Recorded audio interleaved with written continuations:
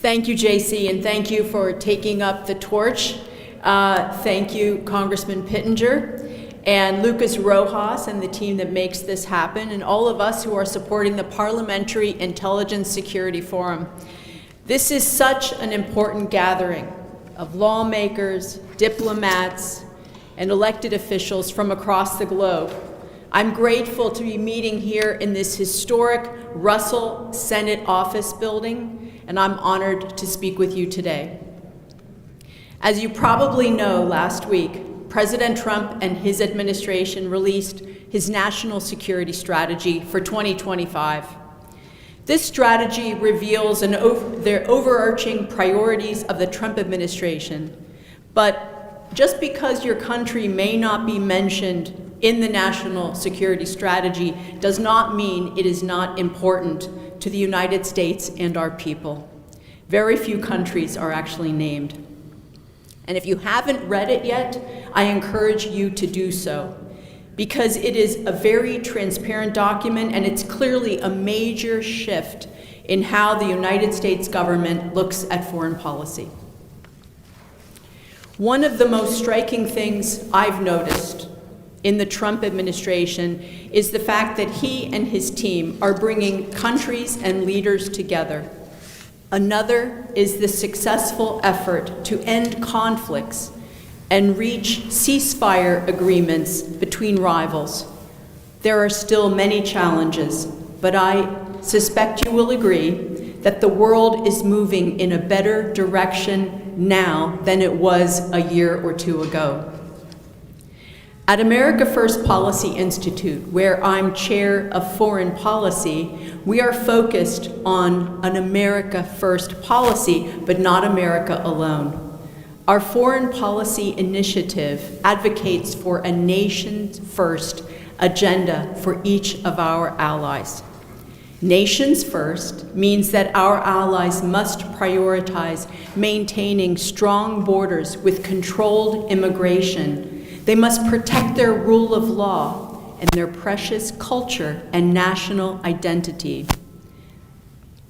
They must fund and maintain a credible defense, secure affordable and abundant energy to support their economy, people, and security.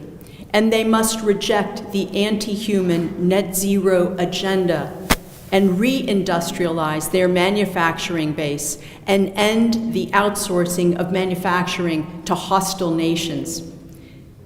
The United States cannot stand alone. We need strong allies and partners in defense, in trade, and as President Trump's national security strategy says, there's a concern that the EU will actually continue to be a part of NATO in the future as its culture and demographics shift. The EU's embrace of globalism and the UN sustainable goals have led to a loss of economic growth and the importation of people from the third world, many who have not assimilated. For the EU and UK to remain the United States' greatest trading and defense partnership in the history of the world, they must course correct and quickly and re-embrace their sovereign greatness. Economically, there's concern that 10 years from now, Germany will not continue to be the engine of the European economy because of over-regulation and decades of misguided energy and immigration policies. One of the ways the United States and our allies can work together to support strong economies and strong supply chains is cooperation in developing economic corridors. Some of the corridors you may have read about are the Middle Corridor, the Trans-Caspian International Transport Route, or TITR, a major trade network linking Asia and Europe, Central Asia and the Caucasus, and bypassing the Suez Canal. President Trump supports peace and prosperity in the Caucasus and helped to bring an end to the Armenia-Azerbaijan conflict. He supports the Middle Corridor and reaffirmed the United States, commitment to strengthening the enhanced strategic partnership with Kazakhstan, and I'm grateful that Kazakhstan has joined the Abraham Accords. One area of concern regarding the middle corridor is the fact that it super fast-tracks goods from China through the Caucasus and straight into the heart of Europe. Poland, the fastest growing economy of Europe, might consider resurrecting the Amber Road. It originated from the Viking through the Middle Age periods and shares the economic interests with Central and Eastern European nations and might improve north-south connectivity between the Baltic and Adriatic Seas. But in my opinion, the most exciting proposed corridor is a corridor that's called IMEC, the India, Middle East, Europe Economic Corridor. It spans from Central Asia, the Middle East, Europe, and extends through the Global South and the Indo-Pacific.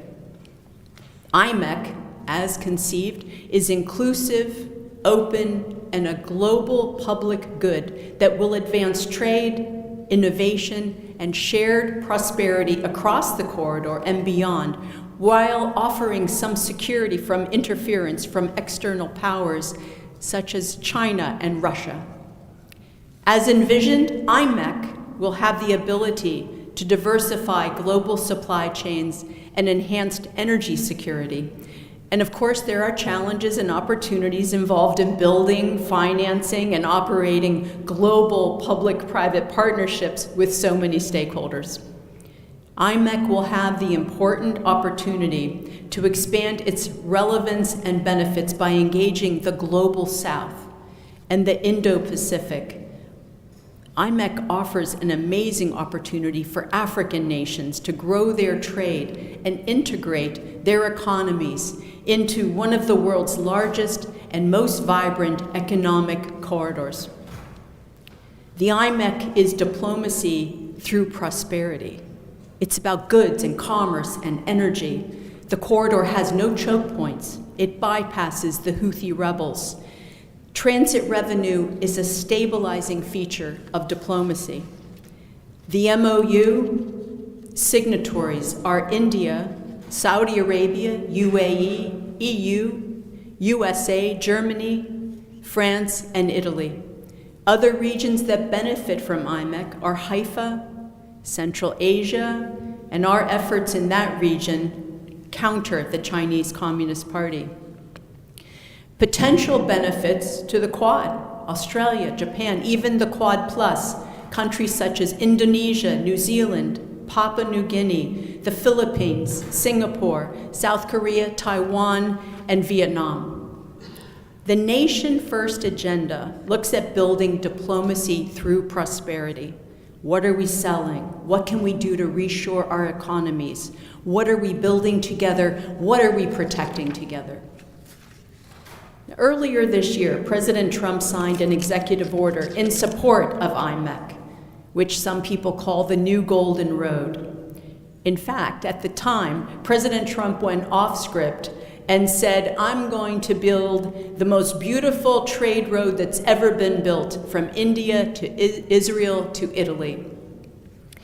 While there are many issues that vie for President Trump's attention, I believe that without the Abraham Accords, the idea of IMEC would not be possible. You might say that IMEC is the baby of the Abraham Accords.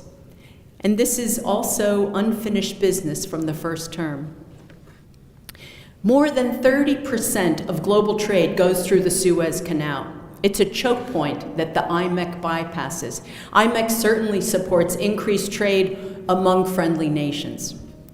India's #1 trading partner is the United States. Its second is China, third is UAE, and fourth is Saudi Arabia. IMEC will contribute to increased trade and increased energy security for all involved. And there's no timetable commitment by the United States or the Saudis for this sea-land-sea route versus the Red Sea through the Suez Canal route. And there is a choke point via water at the Suez Canal, and it is also close to the Iranians. One important facilitator along this route are small nuclear reactors, and they're already in Romania and Poland. These complement the IMEC. The potential IMEC route could be from Mumbai to Dubai or Jeddah, ultimately reaching Trieste and into the heart of Europe and beyond. As many nations look to see what can be done to reshore our economies, IMEC may be one of the pieces of that effort.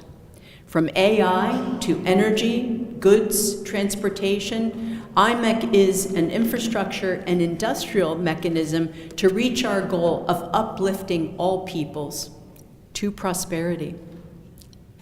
As we look at increased connectivity, the convergence of commercial and security interest in the Baltics and Nordic region, the Amber Corridor, Baltic-Adriatic, the New Golden Road, the Middle Corridor of Central Asia and the Caucasus, we can all look forward to greater prosperity and security. Thank you.